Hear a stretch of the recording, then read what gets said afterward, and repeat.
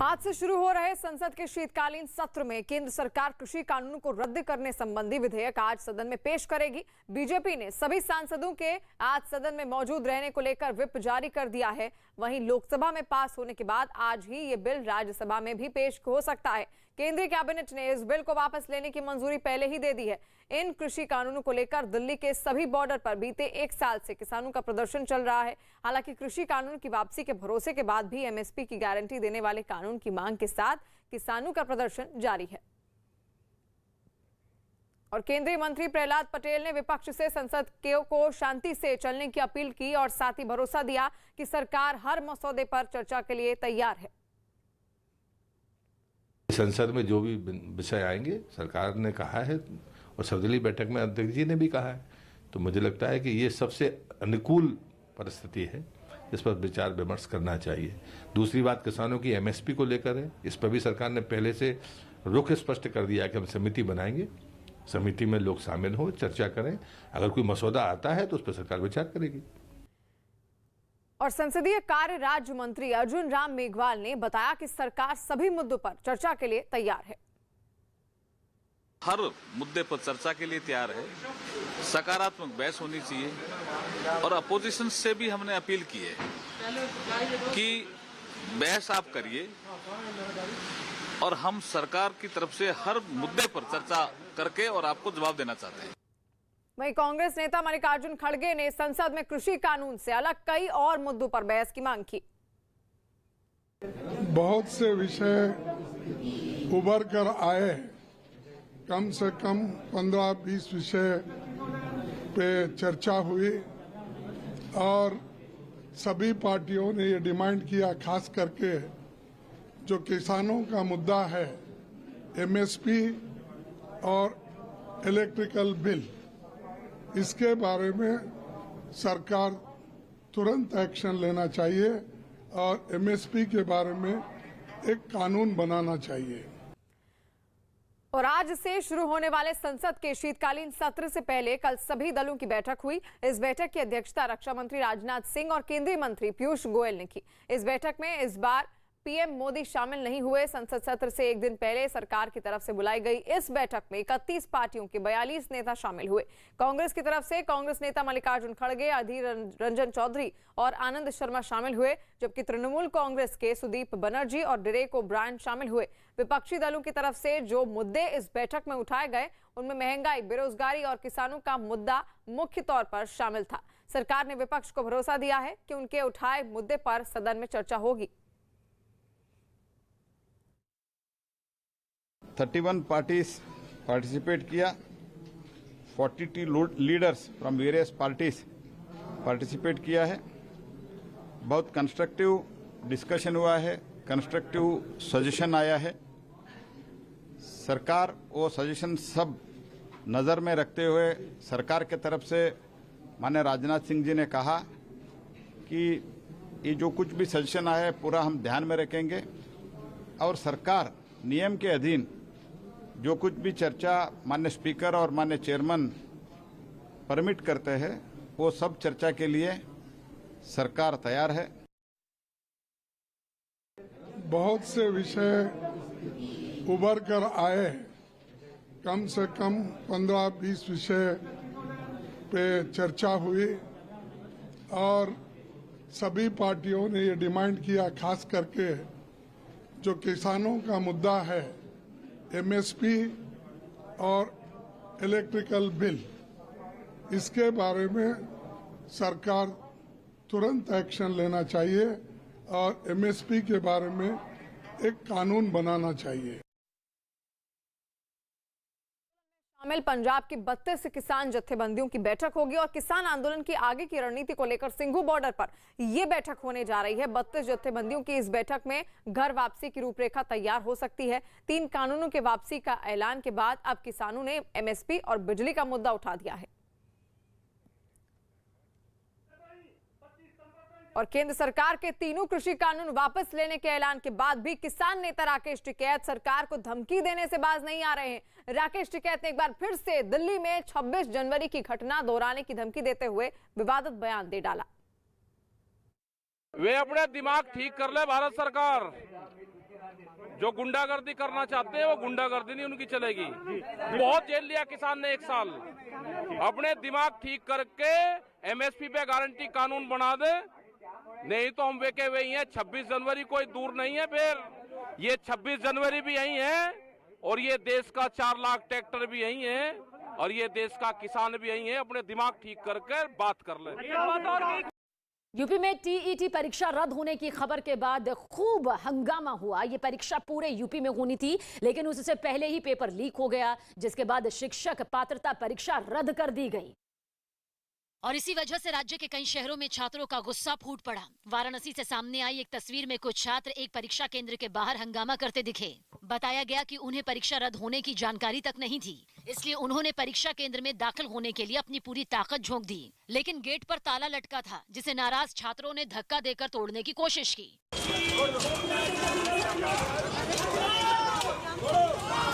इन्हें रोकने के लिए परीक्षा केंद्र के अंदर मौजूद पुलिस वाले और कर्मचारियों ने भी पूरा जोर लगाया। इसके बाद कुछ छात्र सड़क पर बैठ गए, जबकि एक महिला रोने लगी। गरीबों का कोई नहीं सुनता है। वहीं मुरादाबाद में पेपर लीक होने की खबर तब मिली जब छात्र हॉल में बैठकर परीक्षा दे रहे थे। इसके बाद उन्हें परीक्षा रद्द होने की जानकारी दी गई और फिर उन्हें परीक्षा केंद्र से बाहर कर दिया गया। मुरादाबाद की तरह ही राज्य के बाकी जगहों का भी हाल यही रहा। हालात ज्यादा ना बिगड़े, इसके लिए पुलिस ने ताबड़तोड़ कार्रवाई करते हुए पेपर लीक करने के आरोप में 26 लोगों को गिरफ्तार कर लिया। तो वहीं यूपी सरकार छात्रों की नाराजगी को दूर करने में जुट गए। इसके लिए सबसे पहले राज्य के मुख्यमंत्री योगी आदित्यनाथ की तरफ से बयान आया। बीटीसी टीईटी का टेस्ट था, एक गिरोह कहीं से उसने पेपर लीक किया। हमने कहा पूरे पेपर को अभी निरस्त करो। इसके बाद यूपी पुलिस ने इस मामले में अब तक हुई कार्रवाई की जानकारी दी। हमारी जो सारी एजेंसियां हैं वो इसमें लगी हुई हैं। इतना ही नहीं, पेपर लीक मामले की जांच का जिम्मा एसटीएफ को सौंप दिया गया, ताकि जल्द से जल्द इस गिरोह को बेनकाब कर सजा दिलवाई जा सके। इसके अलावा छात्रों को यह भरोसा दिया गया कि 1 महीने के अंदर फिर टीईटी की परीक्षा ली जाएगी। हालांकि इसके लिए छात्रों को दोबारा परीक्षा फीस देने की भी जरूरत नहीं होगी। इसके अलावा राज्य की सरकारी बसों में एडमिट कार्ड दिखाकर छात्रों को मुफ्त में घर भेजने की व्यवस्था भी की गई। बताया गया कि टीईटी की परीक्षा में करीब 21 लाख छात्र शामिल हो रहे थे, लेकिन परीक्षा शांतिपूर्ण तरीके से हो पाती, उससे पहले ही पेपर लीक होने की वजह से इसे रद्द यहां पर करना पड़ गया, जिसका असर उत्तर प्रदेश के चुनावी माहौल पर भी कुछ इस तरह से देखने को मिला। विपक्ष ने इस मुद्दे पर यूपी सरकार के खिलाफ मोर्चा खोल दिया और कांग्रेस के कुछ नेताओं ने हमला बोल दिया। प्रियंका गांधी ने ट्वीट कर इसे भ्रष्टाचार से जोड़ते हुए बीजेपी सरकार को निशाने पर लिया। विदाई के समय यूपी टीईटी का पेपर लीक होना यह दर्शाता है उत्तर प्रदेश के नौजवानों की कोई चिंता नहीं। इस मुद्दे पर अखिलेश यादव ने ट्वीट कर यूपी सरकार को घेरने की कोशिश की। जब से भारतीय जनता पार्टी की सरकार आई है, यहाँ नकल माफिया, परीक्षा माफिया पैदा हो गए। हालांकि राज्य के मुख्यमंत्री ने भरोसा दिया कि छात्रों के भविष्य से खिलवाड़ करने वालों को बख्शा नहीं जाएगा। गिरफ्तारी चल रही है और कोई कितना भी बड़ा क्यों नहीं होगा, उसके घर में बुलडोजर चलना तय है। इसके साथ ही मुख्यमंत्री ने परीक्षा को पारदर्शी बनाने पर भी जोर दिया। और इस वक्त की बड़ी खबर आपको बता दें, मुंबई लौटा एक आदमी कोरोना पॉजिटिव पाया गया है। दक्षिण अफ्रीका से ये व्यक्ति लौटा है और कोरोना पॉजिटिव इसकी रिपोर्ट आई है। नए वेरिएंट की अभी फिलहाल कोई जानकारी नहीं मिल पाई है। आपको बता दें कि कोरोना का एक नया वेरिएंट आ गया है, ओमिक्रॉन, जिसने अब दुनिया में दहशत फैला दी है। खासतौर पर दक्षिण अफ्रीका से ये आदमी व्यक्ति लौटा था और इसके भीतर कोरोना पॉजिटिव इसकी रिपोर्ट आई है। कोरोना का वेरिएंट पाया गया है। हालांकि ये वेरिएंट कौन सा है, ये क्या ओमिक्रॉन वेरिएंट है या फिर डेल्टा वेरिएंट, जिसकी लगातार बात इससे पहले भारत में हो रही थी, वो वेरिएंट है, अभी इसकी पुष्टि नहीं हो पाई है। और अभिषेक इस वक्त ज्यादा जानकारी के साथ हमारे साथ जुड़ चुके हैं। अभिषेक, और क्या जानकारी मिल पा रही है? देखिए, कल इसकी रिपोर्ट आई है, दक्षिण अफ्रीका था और खास करके मुंबई से सटे कल्याण डोंबिवली इलाके में ये है व्यक्ति और वहां पर इसका इलाज चल रहा है। हालांकि उसकी रिपोर्ट को जीनोम सीक्वेंसिंग के लिए मुंबई के एक लैब में भेजा गया है। दूसरी तरफ उसके परिवार की आज रिपोर्ट कराई जाएगी कि क्या ये ओमिक्रॉन जो नया वेरिएंट है वो है या फिर दूसरा वेरिएंट है जो कि दूसरी जगहों पर पाया जा रहा है। लेकिन फिलहाल एक संदिग्ध व्यक्ति है जिसको लेकर के कल्याण डोंबिवली महानगर पालिका सतर्क हो गई और साथ ही साथ आज एक महत्वपूर्ण बैठक मुख्यमंत्री ने भी बुलाई है इस पूरे मुद्दे को लेकर के। जी, बिल्कुल ये चिंता का विषय है क्योंकि दक्षिण अफ्रीका से व्यक्ति लौटा था और फिलहाल इसकी रिपोर्ट पॉजिटिव आई है। अब रिपोर्ट पॉजिटिव आने के बाद दहशत फैली हुई है, लेकिन फिलहाल वेरिएंट का पता नहीं चल पाया है कि आखिर ये कौन सा वेरिएंट है। और इटली के रेज्जो कलाब्रिया में समंदर में फंसे 250 शरणार्थियों को सुरक्षित बचा लिया गया। बताया गया कि ये लोग एक अफ्रीका के देशों से भूमध्य सागर के जरिए इटली के करीब पहुंचे थे, लेकिन समंदर में उनकी नाव खराब हो गई, जिसकी वजह से सभी यात्रियों की जान पर बन गई। जानकारी मिलने पर इटली के कोस्ट गार्ड वहां पहुंचे और बचाव अभियान शुरू किया। सामने आई तस्वीरों में शरणार्थियों की लकड़ी की नाव लहरों में हिचकोले खाती हुई दिखाई दी। मछली पकड़ने वाली इस छोटी नाव में इतने लोग सवार थे कि उसमें पैर रखने की भी जगह नहीं थी। कुछ लोग तो नाव की छत पर ही सवार हुए नजर आए। जैसे ही बचाव दल वहां पहुंचा, नाव में मौजूद लोग उन्हें मदद के लिए पुकारने लगे। इन लोगों को बचाने के लिए आधी रात में ही बचाव अभियान चलाया गया और सभी लोगों को नाव से निकालकर किनारे पहुंचाया गया। नाव में 40 बच्चे भी सवार थे, जिन्हें सुरक्षित बचा लिया गया। और मध्य प्रदेश के सिवनी से एक चौंकाने वाला वीडियो सामने आया। वहां रिहायशी इलाके में एक बाघ के घुस जाने से हड़कंप मच गया। बताया गया कि यह बाघ पिछले कई दिनों से इसी इलाके में घूम रहा है, जिसकी तस्वीरें भी अब सामने आई हैं। सामने आए वीडियो में वो बाघ खेतों के बीच घूमता हुआ दिखाई दिया। लोगों के इकट्ठा होने पर वो कटीले तारों को पार करके दूसरी तरफ जंगल में चला गया। भारी भरकम बाघ को खुलेआम घूमते देख लोग भी सहम गए। बाघ की मौजूदगी की वजह से लोग खेतों में जाने से डरने लगे। जानकारी मिलने के बाद वन विभाग भी बाघ को पकड़ने के अभियान में जुट गया और तब तक लोगों को जंगल में न जाने की सलाह दी गई। योगी आदित्यनाथ ने विपक्ष पर जमकर हमला बोला। यूपी के देवरिया में एक कार्यक्रम के दौरान मुख्यमंत्री योगी आदित्यनाथ ने विपक्ष को आड़े हाथों लिया। उन्होंने मंदिर के मुद्दे पर समाजवादी पार्टी और बहुजन समाज पार्टी को घेरा। आज भी वे कहीं मंदिर में जाते हैं तो 10 बार सोचते हैं कि जाएं का न जाएं। सुबह संसद का शीतकालीन सत्र शुरू हो जाएगा। शीतकालीन सत्र के पहले ही दिन कृषि कानूनों को वापस लेने के लिए बिल रखा जाएगा। संसद के शीतकालीन सत्र से पहले सरकार ने सभी दलों की बैठक बुलाई, जिसमें 31 पार्टियों के 42 नेता शामिल हुए। इस दौरान संसदीय कार्य मंत्री अर्जुन राम मेघवाल ने बताया कि विपक्ष की तरफ से मिले सुझावों का सरकार ध्यान रखेगी। हर मुद्दे के लिए सरकार तैयार है। संसद चलेगी तभी तो चर्चा होगी। प्रधानमंत्री नरेंद्र मोदी ने मन की बात कार्यक्रम के जरिए देशवासियों से संवाद किया। इस दौरान उन्होंने कहा कि वो सत्ता में नहीं बल्कि सेवा में है। सत्ता में नहीं हूँ और भविष्य में भी सत्ता में जाना नहीं चाहता हूँ। मैं सिर्फ सेवा में रहना चाहता हूँ। कांग्रेस के वरिष्ठ नेता मनीष तिवारी ने पंजाब में अपनी ही सरकार की तबादला नीति पर सवाल उठा दिए। उन्होंने एक ट्वीट कर पंजाब सरकार से पिछले 70 दिनों में किए गए तबादलों की लिस्ट देने की अपील की। महाराष्ट्र में महाविकास अघाड़ी सरकार ने 2 साल पूरे होने पर अपनी उपलब्धियां गिनवाई। कोविड के संकट के बावजूद विकास का कोई काम हमने नहीं रोका। लेकिन बीजेपी ने शिवसेना, कांग्रेस और एनसीपी के गठबंधन वाली उद्धव सरकार को हर मोर्चे पर नाकाम बताया। इतनी भ्रष्ट, निकम्मी, अवसरवादी और जन विरोधी सरकार आज तक महाराष्ट्र ने कभी नहीं देखी। और हरियाणा के पलवल से डरा देने वाली कुछ तस्वीरें सामने आई। वहां पर एक पेट्रोल पंप पर पिस्तौल की नोक पर लूटपाट हुई और बताया गया कि बदमाश वहां से 2.5 लाख रुपए लूटकर ले गए। ये घटना 3 दिन पहले की बताई गई है, जिसकी तस्वीरें वहां लगे सीसीटीवी कैमरे में कैद हो गईं, जिनमें साफ दिखा कि उस पेट्रोल पंप पर पहुंचे 2 नकाबपोश बदमाशों ने वहां मौजूद कर्मचारियों को पिस्तौल दिखाकर पहले तो डराया, फिर उनके सामने ही अलमारी का ताला तोड़कर उसमें रखे रुपए लूट लिए।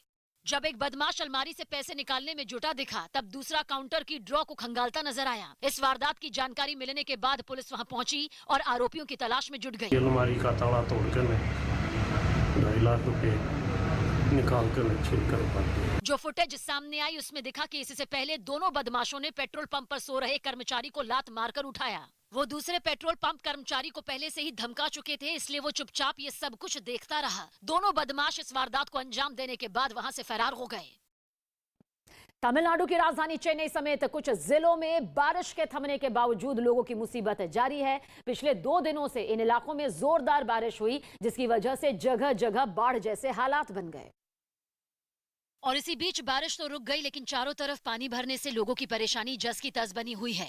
चेन्नई के एक इलाके से जो तस्वीरें सामने आई, उनमें बारिश का पानी सड़कों पर डेरा जमाए नजर आया। सबसे ज्यादा परेशानी उन लोगों को उठानी पड़ी जिनके घरों में भी पानी घुस गया। इस वजह से उनके घरों में रखी काफी चीजें बर्बाद हो गईं। सड़कों पर भी घुटने तक पानी भरा दिखा, जिससे पैदल चलने वालों को काफी संभल कर चलना पड़ा। हालांकि प्रशासन की तरफ से मोटर पंप लगाकर कई इलाकों में पानी निकालने का काम भी जारी रहा, लेकिन रामेश्वरम के लोगों को आसमानी आफत से भी राहत नहीं मिली। वहां बारिश की रफ्तार तो धीमी पड़ गई, लेकिन लगातार पानी बरसने से कई इलाकों में सड़कों पर पानी बहता दिखा। इसकी वजह से जहां गाड़ी चलाने वालों को भारी परेशानी हुई, वहीं पैदल चलने वालों को भी इस मुसीबत से दो चार होना पड़ा। और दक्षिण अमेरिकी देश पेरू में आए एक जबरदस्त भूकंप से वहां दहशत फैल गई। रिक्टर स्केल पर 7.5 की तीव्रता वाले इस भूकंप का केंद्र अमेज़न के जंगलों में जमीन से करीब 110 किलोमीटर की गहराई में था। लेकिन फिर भी झटके इतने तेज थे कि उन्होंने एक बड़े इलाके में काफी नुकसान पहुंचाया। उत्तरी पेरू के चचापोयस इलाके से एक रोंगटे खड़े कर देने वाला वीडियो सामने आया। वहां एक ऐतिहासिक चर्च इस भूकंप में धाराशाही हो गया। पहले तो वहां से धूल का गुबार उठता हुआ दिखा, फिर अगले ही पल चर्च की इमारत देखते ही देखते जमींदोज हो गई। इसी तरह कई दूसरी इमारतों को भी भारी नुकसान पहुंचा। सामने आई तस्वीरों में जगह जगह मलबे के ढेर पड़े हुए दिखाई दिए। कई मकान ढह गए। मलबे की वजह से कई रास्ते बंद हो गए। भूकंप के झटके इतने ताकतवर थे कि उन्हें 800 किलोमीटर दूर राजधानी लीमा में भी महसूस किया गया। हालात इतने बिगड़े कि वहां के राष्ट्रपति को भी मैदान में उतरना पड़ा। सामने आई तस्वीरों में राष्ट्रपति पेद्रो कास्टिलो हालात का जायजा लेते हुए नजर आए। इस दौरान उन्होंने घायलों और बेघरों से मुलाकात की और उनको मदद का भरोसा दिया। और दक्षिण अफ्रीका समेत अफ्रीका के कई देशों में मिले कोरोना वायरस के नए वेरिएंट ओमिक्रॉन ने भारत समेत दुनिया भर के देशों की चिंता बढ़ा दी है। और इस बीच स्वास्थ्य मंत्रालय ने कोरोना पर नई गाइडलाइंस जारी की है, जिसके मुताबिक 1 दिसंबर से भारत आने पर 7 दिन का क्वारंटीन जरूरी होगा। साथ ही पोर्टल पर RT-PCR रिपोर्ट डालनी होगी। इतना ही नहीं, यात्रियों को पिछले 14 दिन की यात्रा के बारे में भी जानकारी देनी होगी। सरकार ने दक्षिण अफ्रीका, ब्राजील, चीन, न्यूजीलैंड, इजराइल और यूके समेत यूरोप के कई देशों से आने वाले यात्रियों के लिए भी खास नियम जारी किए हैं। इन देशों के अलावा अन्य देशों से आने वाले यात्रियों को एयरपोर्ट से बाहर आने की अनुमति होगी, लिहाजा उन्हें 14 दिनों के लिए खुद की निगरानी में रहना होगा।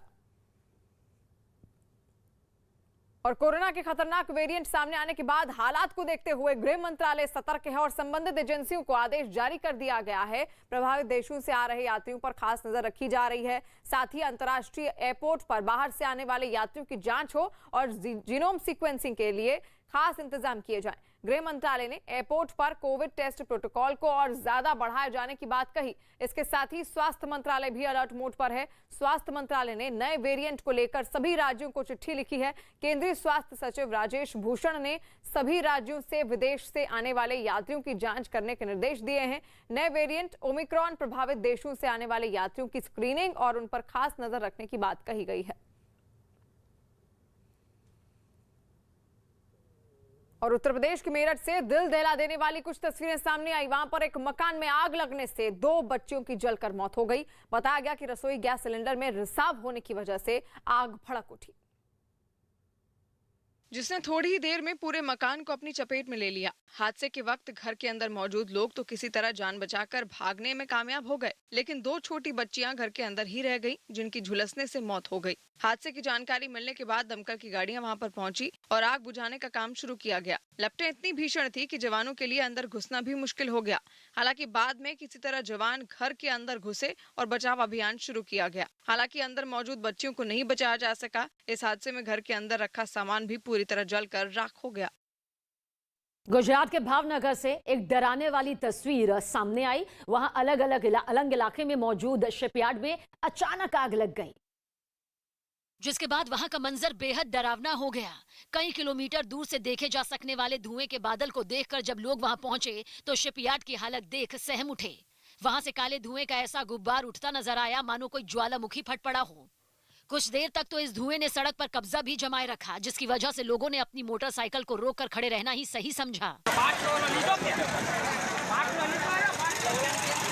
इन्हीं में से कुछ लोगों ने आगे बढ़कर आग पर पानी डाला, साथ ही फायर ब्रिगेड को इसकी खबर दी। दमकल विभाग की कोशिश से आग पर काबू पा लिया गया, लेकिन तब तक वो शिपयार्ड पूरी तरह जलकर राख हो चुका था।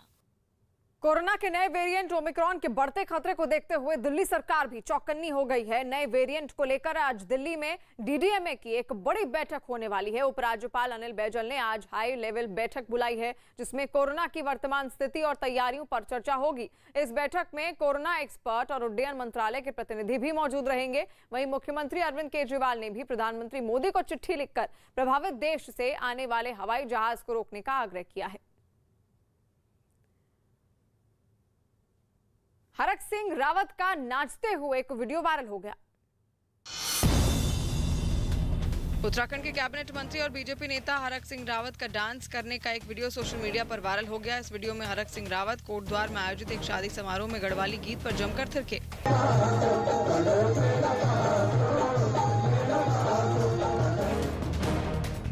दिल्ली के मॉल में किसी भी खतरे से निपटने की तैयारी का जायजा लेने के लिए मॉक ड्रिल का आयोजन किया गया। हालांकि इस दौरान मॉल में आने वाले लोग कुछ देर के लिए सहम जरूर गए। मध्य प्रदेश के सिवनी में केवलारी वन क्षेत्र में 3 दिन से एक बाघ के देखे जाने और एक मवेशी का शिकार करने के बाद से हर तरफ दहशत का माहौल बन गया।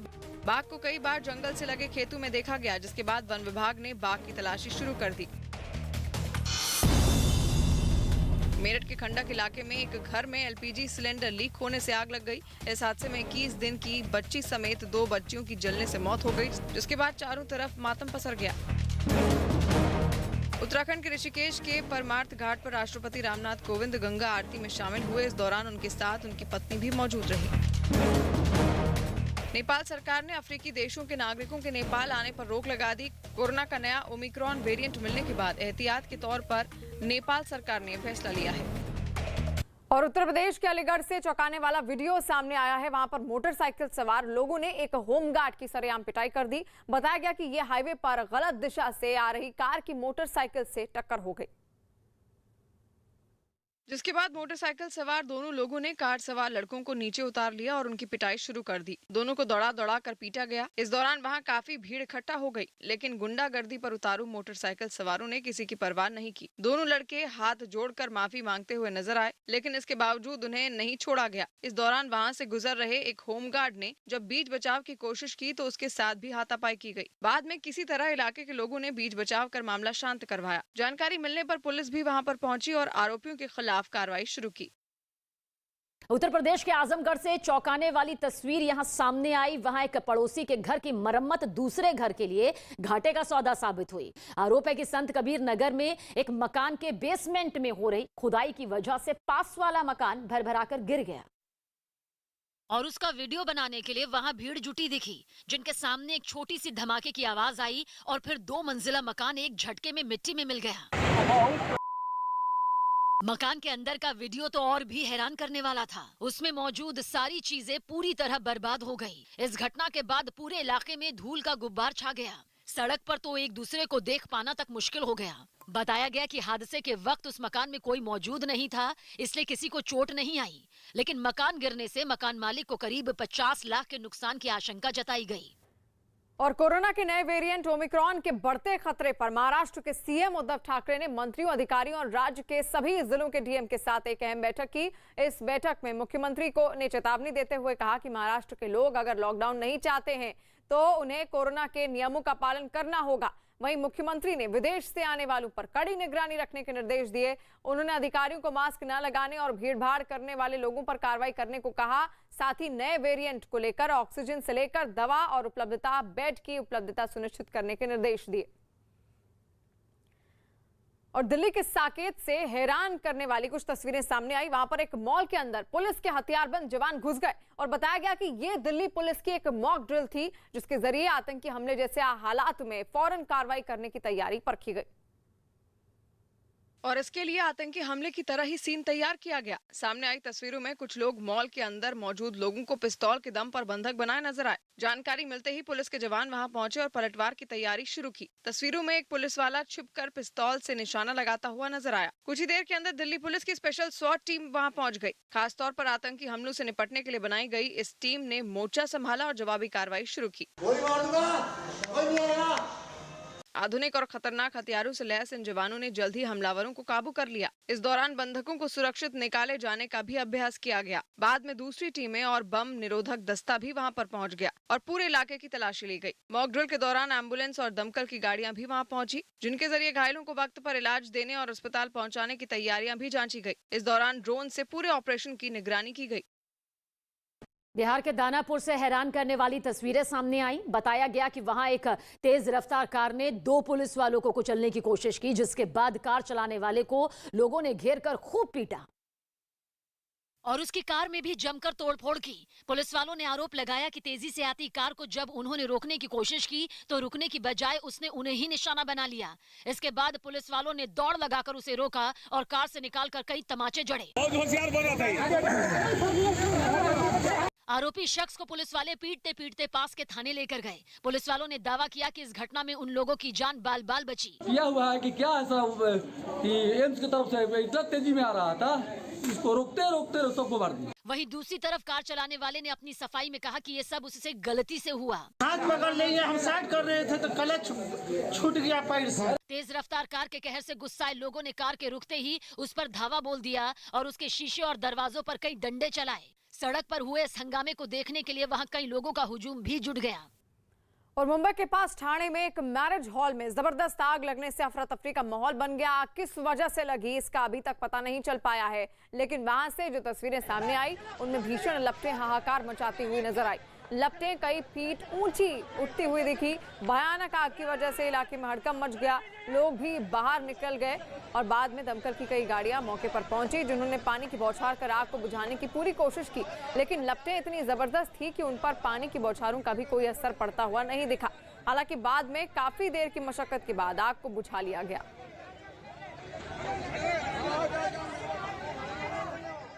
त्रिपुरा में हुए निकाय चुनाव में बीजेपी की बड़ी जीत सामने आई। वहीं अगरतला नगर निगम में टीएमसी और सीपीआई का खाता तक खुल नहीं सका, जिसकी वजह से राज्य में हुए इस चुनाव में बीजेपी को 334 में से 329 सीटों पर भारी जीत हासिल हुई है। इतना ही नहीं, अगरतला नगर निगम की सभी 51 सीटों पर बीजेपी ने कब्जा कर लिया। हैरानी की बात यह रही कि अगरतला नगर निगम के जो नतीजे आए उसमें टीएमसी और सीपीआई को एक भी सीट हासिल नहीं हुई। बीजेपी ने 334 सीटों वाले निकाय चुनाव में सभी नगर निगमों, नगर परिषदों और नगर पंचायतों के लिए उम्मीदवार खड़े किए थे, जिनमें 112 सीटों पर बीजेपी के उम्मीदवारों ने निर्विरोध जीत हासिल की थी और बाकी बचे 222 सीटों पर 25 नवंबर को मतदान हुआ था। इस जीत पर प्रधानमंत्री नरेंद्र मोदी ने ट्वीट कर वहां के बीजेपी कार्यकर्ताओं को बधाई दी। संसद के शीतकालीन सत्र से पहले बीजेपी ने अपने सांसदों को व्हिप जारी किया है। संसद के शीतकालीन सत्र के पहले दिन आज केंद्र सरकार कृषि कानून वापसी का बिल पेश करेगी, जिसके लिए बीजेपी ने लोकसभा और राज्यसभा दोनों सदनों के सांसदों को व्हिप जारी किया है।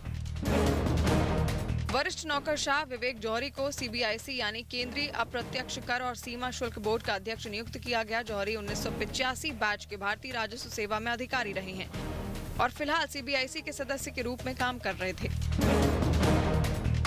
महाराष्ट्र के भिवंडी इलाके में एक मैरिज हॉल में अचानक भीषण आग लगने से हड़कंप मच गया। गनीमत रही कि इस दौरान मैरिज हॉल में कोई कार्यक्रम नहीं हो रहा था, लेकिन आग की चपेट में आने से कई वाहन भी जलकर राख हो गए। हालांकि बाद में दमकल ने आग पर काबू पा लिया।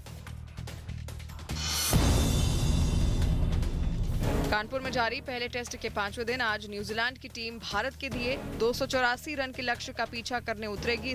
इससे पहले चौथे दिन श्रेयस अय्यर और रिद्धिमान साहा के अर्धशतक की मदद से भारत ने अपनी दूसरी पारी 60 विकेट पर 234 रन पर घोषित कर दी थी। कोरोना का नया वेरिएंट आने की खबर के बाद मध्य प्रदेश में स्कूल 50% उपस्थिति के साथ खुलेंगे। क्लास में बच्चों की संख्या 50% होगी। इसके अलावा अभिभावकों की मर्जी से ही 50% बच्चे एक दिन और बाकी 50% बच्चे अगले दिन स्कूल जा सकेंगे। साथ ही ऑनलाइन क्लास भी चलती रहेंगी। आंध्र प्रदेश के कड़पा में बारिश के बाद गुंजन नदी का जलस्तर बढ़ने पर जमीन कटने से एक मकान देखते ही देखते पूरा का पूरा नदी में समा गया। हालांकि हादसे से पहले ही मकान खाली करा लिया गया था, जिससे कोई अनहोनी नहीं हुई। पिछले कुछ दिनों में मिली राहत के बाद दिल्ली एनसीआर की हवा में फिर जहर घुल गया। केंद्रीय प्रदूषण नियंत्रण बोर्ड के मुताबिक दिल्ली का AQI यानी एयर क्वालिटी इंडेक्स 400 के पार पहुंच गया, जिसका मतलब है राजधानी में प्रदूषण का स्तर खतरनाक श्रेणी में है। और यही वजह रही कि सुबह से ही दिल्ली के कुछ इलाके स्मॉग की चादर में ढक गए। कुछ जगहों पर तो धुआं और धुंध इतना बढ़ गया कि साफ देख पाना तक मुश्किल हो गया। आलम यह हो गया कि दिन में गाड़ियों की लाइटें जलाने की नौबत आ गई। सूरज का उजाला भी स्मॉग के आगे बेबस दिखाई दिया।